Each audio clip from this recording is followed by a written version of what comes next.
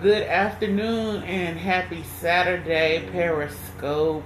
Um, I'm Shekinah Downs. Welcome to Saturday Scopes. This month we are in our family series. Welcome, Bossy OJ. Thanks for scoping with us. Welcome, M. Gill. We are in our family series this month entitled The Family Circus. Today we're talking about blended families, or what I like to call the three-ring circus. So if this is your first scope, it's fine. You can catch up. You can start here or check out some of the other ones. So this week I want to talk to you about blended families, something that's becoming more and more common as the days go by. Welcome 21826. Hey, mama. So blended families, sometimes they begin beautiful, other times they end up that way. But either way, I just want to talk to you briefly about the beauty of blended families.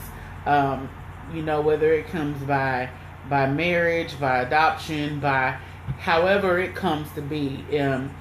A lot of times people who get married already have children from a previous relationship, a previous marriage, whatever, which is a great thing because you have a lot of different family experiences. You have different backgrounds, different upbringings, all things that you can combine and add into one great big family that is like a tapestry or a quilt. So you have a little bit from this background, a little bit from this background, and it all comes together to create something beautiful.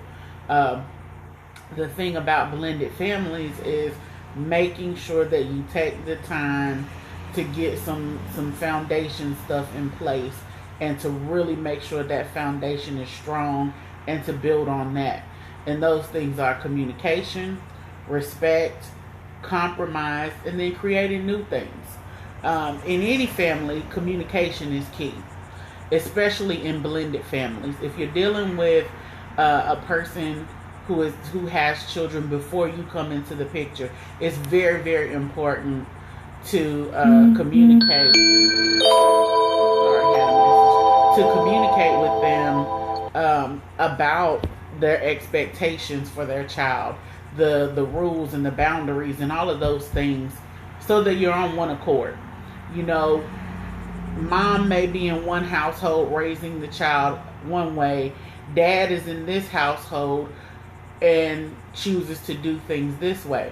So now you have two households that need to communicate separately but at the same time. So the household with dad and the child needs to communicate with the mom, with the wife, the dad. Then mom and dad need to communicate with mom and husband.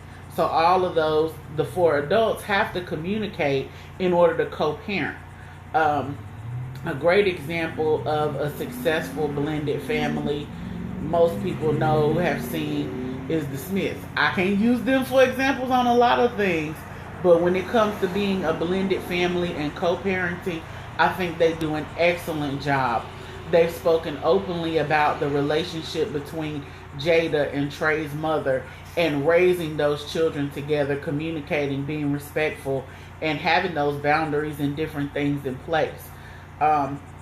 It's important to communicate with the child or children, especially if they're at an age where they can kind of have a say-so in who they want to be with, where they want to go.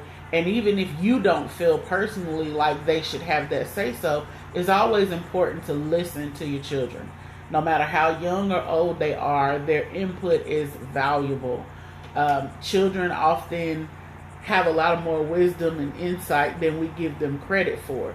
So it's really important to make sure that they're pulled in to the communication as well.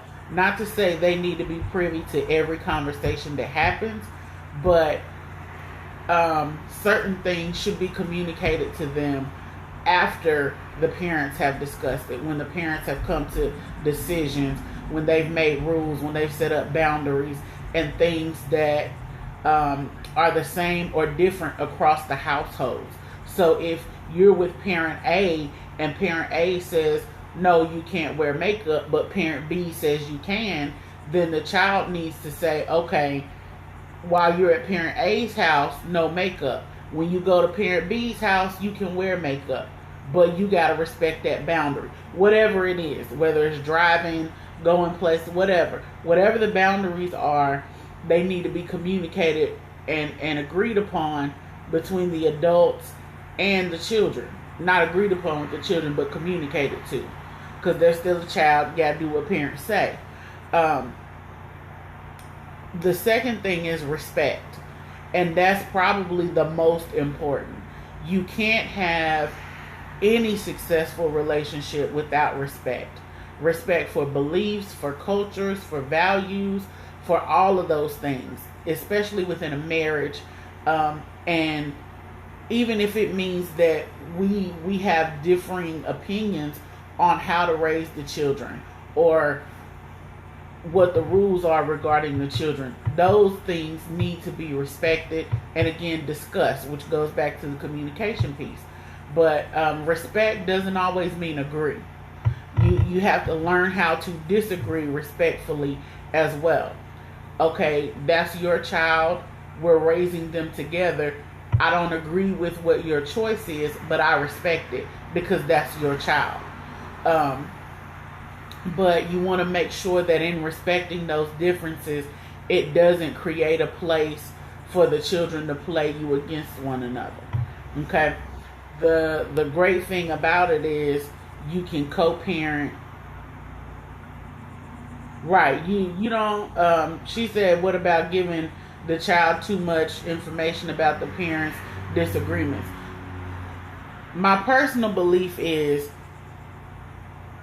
even in a disagreement, it's good, it's healthy for children to see parents disagree, but those disagreements also need to be settled in front of the child. If you disagree in front of the child, you need to come to a conclusion in front of the child so that that child learns how to work through differences. Now, if you can't do it respectfully and with communication, then keep that behind closed doors. If it gets to a place of you disagreeing to the point of being in an argument, you need to keep that behind closed doors and keep certain things out of the earshot and away from the kids. You know, everybody's human. We don't always agree on everything, and the kids don't need all of the info on everything that's going on. They need the pertinent information, what applies to them when it comes to rules, boundaries, what's expected, all of those things. But they don't have to be privy to the conversation that gets to those regulations. Make sense? So they don't have to hear all the inner workings of how we came up with the rules and who decided what. But they do need to be communicated with to the point of they have clear understanding of this is what mom and dad expect of you, regardless of whose house you're at, regardless of which set of parents you're with at the time. Okay? So back to the respect thing. Another way that people come to blended families is with the death of one parent and marriage of the remaining parent.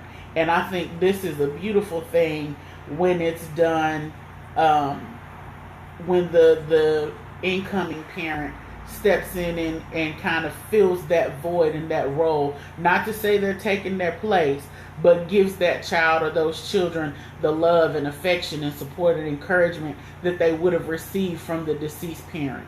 That is one of my favorite things about blended families. And even if the parent's not deceased, I had a stepfather growing up, and he was awesome. You know, my dad was always around. He and my dad got along great. They were friends. They would hang out together. We would all do things together. Hey, Harris, 2085. Is that you, boo? Hey. But if you have great step parents, it's a blessing. It's a privilege. It's like having a bonus parent. And that's what some people call, that's my bonus mom, my bonus dad. So you get not just one, but you get 2 or 4 people to love on you and encourage you and to pour into you. So however you come about your blended family, it's amazing when the bonus parents can step in and give that same level of hi Layla, thanks for scoping with this. When the bonus parents can step in and give that same level and intensity of love and affection and support and encouragement, and sometimes they actually fill a void or are better at something than the natural parent, or have a skill set or something to add that the natural parent doesn't have. They may have experience in dealing with feeling like they want to run away, or running away. When your child gets to the place where they're like, I can't take this no more, I'm running away. Then you have that bonus parent that says, hey, you know what? When I was 13, I felt like running away. I did run away. This is what happened. Whereas the natural parents may not have that experience. So everybody has something to add to the family. Okay? The third thing is compromise. Y'all talk back to me. Throw them some hearts. If you got questions, comments, throw them up on the screen. But the third thing is compromise. And this is not important just in blended families, but in every family. Especially in blended families, because you're dealing with more than one household. You're dealing with more than one or two sets of ideas on how the kids should be raised and cared for and all of these things. So there's got to be a lot of compromise when it comes to who gets the child on this day, who gets the child that day. Okay, the question was raised, how do you deal with children who have jealousy with step siblings? That's where it's important to, again, compromise. Regardless of how many children are in the house, all of the children need individual one-on-one time with the parents. And I know sometimes it's hard, but as parents, you gotta carve that time out. You gotta make sure that your kids are being poured into and loved on individually as well as collectively. And that'll help keep down that favoritism and that sense of making difference between the kids. You know, if that's not your strong suit, get some help. Go to a parenting class. Go to a support group. Reach out to somebody else who has good parenting techniques that you've observed. Ask them, you know, how do you make time for all of your kids? Or how do you do this? How do you do that? Pinterest is a great tool for families, for parenting, for activities, for fun things you can do at home for free or for cheap. If you're having trouble carving out one-on-one time or family time in general, but making sure that you take that individual time and setting it apart. You know, don't dote all of your attention on one child and leave the other child feeling like, well, mommy doesn't care about me or daddy doesn't care about me. And even with, especially with stepchildren and situations where one parent is absentee. So that's the good thing about having a blended family. If you have a child where the mother isn't around, but you have a strong stepmother, then that stepmother can come in and help fill some of that void that the other child has from their biological mother not being there. So they're not missing out on love and attention and affection. No, it's not coming from their biological mom, and it's not the same, but it makes a difference. They're still being poured into. They're still being encouraged and uplifted and loved on. It makes a huge difference. Regardless of where the love comes from, the child is still getting what they need. But you got to be willing to go the extra mile and put in the extra work for your kids. You know, I was talking to one of my friends the other day about her situation and her kids, and she's in a difficult place right now and really feeling frustrated because she can't do and be what she wants to for her kids. And she kind of was having a pity party and like, oh, it's hard and da-da-da. And I told her, I said, that's life. Life is hard. Things happen to everybody. But at some point, you got to make the first step to action. what you want is not going to come easy. Nobody's going to just hand it to you. You got to work for it. And I told her, I said, my mom raised me by herself. I remember when I was little, we would get up and walk to school in the mornings. She would take me to school, then she would go to school herself. We come home, we lay in the floor, do homework together, eat, do chores. I would go to my granny's, she would go to work, and get up and do it all over again every day.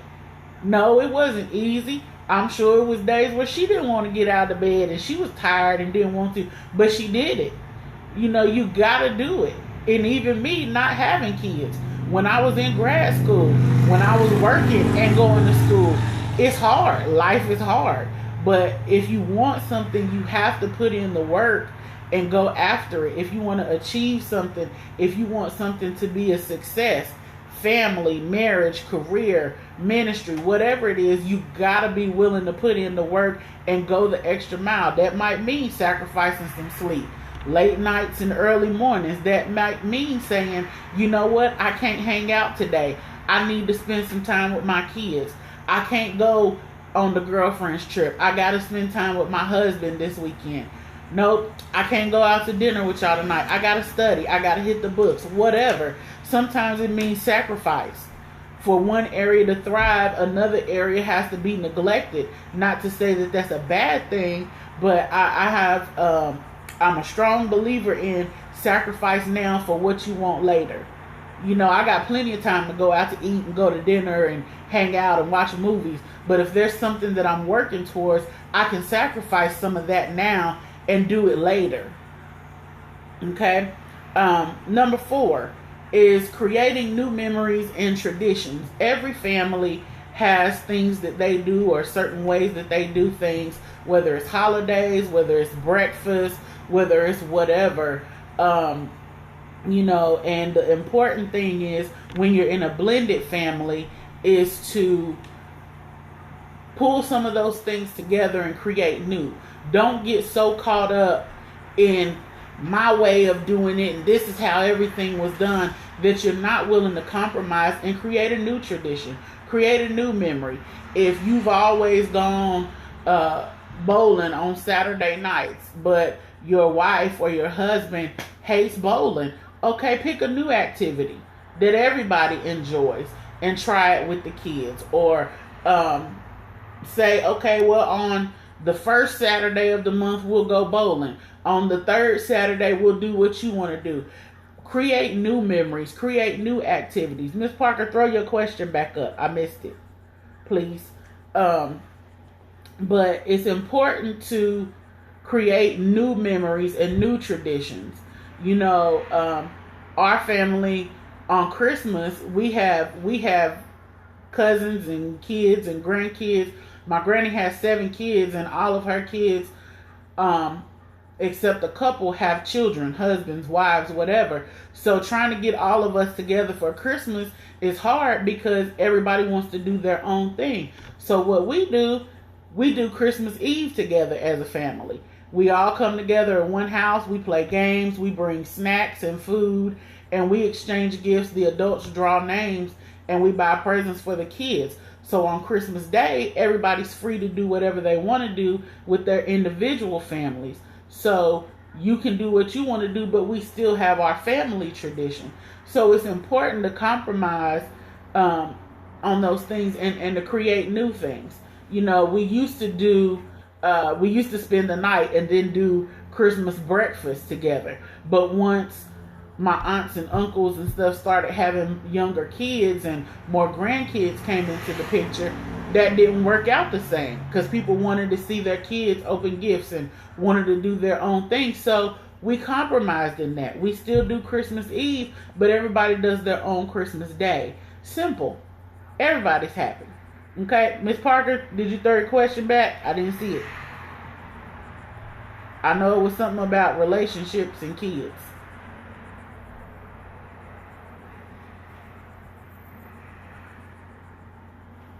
If anybody else got questions, you can shoot them up, throw them up, comments.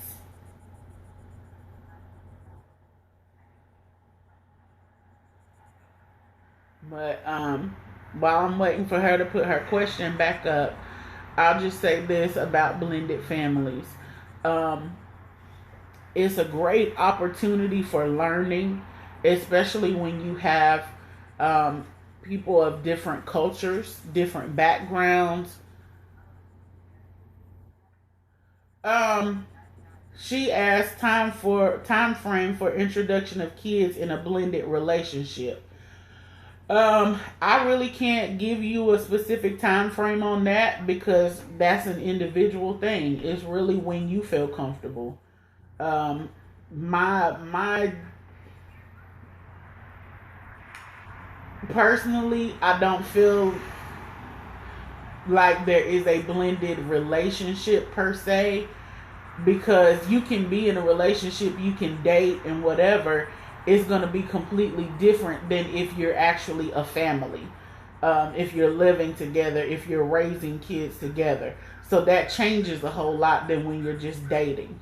You know, when you're dating, you introduce your kids when you feel it's important. If you're just dating several people and random, then you probably don't need to be introducing your kids to everybody.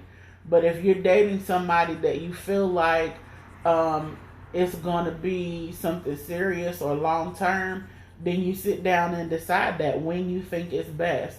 But just as a rule of thumb in general, if you're a single parent, your kids don't need to meet everybody that you're dating. They don't need to be exposed to your dating life. Some things your kids don't need access to, and everybody doesn't need access to your kids. Um, that's a safety thing, and it's an emotional boundary for kids, because kids get attached to people. You know, if you're in a relationship and you're not stable, and you're dating several people and you bring all these people around your kids, the kids get attached. They love the person. They enjoy being around them, spending time with them, whatever. Then you break up. Now the kid is left wondering, well, why can't so and so come around and I miss them? So you're putting them through undue emotional stress that they don't have to go through. You know, it's different if you're, like I said, you're in a serious relationship with somebody that you believe is headed somewhere long term. But if you're just dating to be dating, to be social, if you're dating multiple people, keep your kids out of it, just for their health. Um, what if it's one sided? You want to meet? I put it back up for me. I got the first part. Um, if it's one sided and you want to meet, but the other person doesn't, is that what you were asking? Well, I mean, there ain't really a whole lot you can do about that, because if the other person isn't ready for you to meet their children, you just have to respect that. You can't make them let you meet their children. If they're not ready, then they're not ready. That's their decision as a parent. And you got to respect that boundary. If you can't respect that, then that might not be the right relationship for you. Or they may not feel like the relationship is headed to the same place that you do. It goes back to the number one, communication. So that's something y'all need to talk about. They want to meet yours, but they don't want you to meet theirs. Communicate. Why? What's the problem? Why? I mean, you either got to talk it out, and there's a reason, there's an underlying reason why. If it's okay, if it's good for the goose, it's good for the gander. If I can meet yours, you can meet mine. You can meet mine, I can meet yours. If we're not mutually ready for that step, then neither of us is ready. You know, again, it comes back to communication.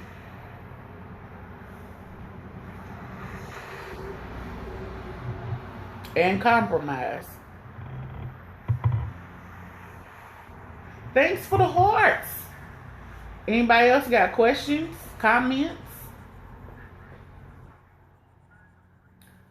Well, if not, I hope you'll come back and scope with me next week. Next week, we're talking about... Hello? I can't tell who that is, altar worker. I can't see, the picture's too little. I think I know who it is. Um, Thanks for scoping with me. But next week we're talking about the ringmaster or running the show, giving some good tips for how to get back to family time, how to build a good, strong family foundation, all of those things. So I hope you'll come back and scope with me again next week. If you've missed any of the series in the Family Circus, the links are up on my YouTube channel. You can go search my name, Shekinah Downs, or you can do the hashtag Saturday Scopes. I thought that was you, Justina. How you doing? Hashtag Saturday Scopes, and they should come up. If you haven't checked out my online store, go check that out too. It's Square Up at squareup.com/store/CJaquise. You can hit me up on Facebook, on Twitter, on Instagram. You can search for my name. All the links are up for my store. You can also check out my blog. I usually blog on Tuesdays and Thursdays, and that's CJaquise, CJAQIS .blogspot.com. And then it's good stuff on there too. If you're not getting the weekly text blurb, you can hit me in the inbox on Facebook and let me know you want to be added to the list. We're also doing honoring moms still for the rest of this month. So if you haven't sent us an email about a great mom that you want to honor, drop us an email at lovedrightmen, LOVEDRIGHTMIN @gmail.com. At the end of the month, we're putting all the moms that have been sent in into a drawing for some great prizes. So we hope that you'll submit a mom that you know, they can be living or deceased, to be honored. The deceased moms, of course, can't win the prize, but we still want to honor your mom if she's passed on. So check us out, hit me up. And big news, I finished my first book. I'm getting ready to send it to print, so hopefully it will be available in the next 2 to 3 weeks. It is called Simple Sayings, Sprinkles of Encouragement, and it will be available as soon as the printers get it ready. You can buy it online or you can buy it directly from me. It'll be available on my store site also. Either way, so I hope you'll check that out and pick that up too.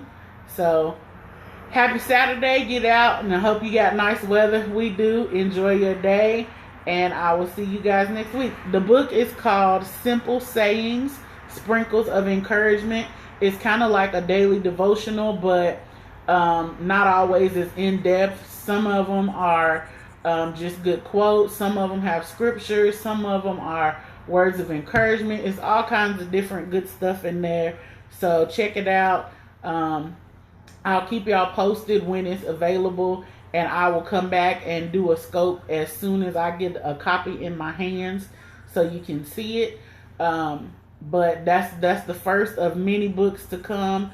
So I hope you will support it. Get a copy for you, get a copy for a friend, bless somebody else. But I will see you guys next week. Be blessed.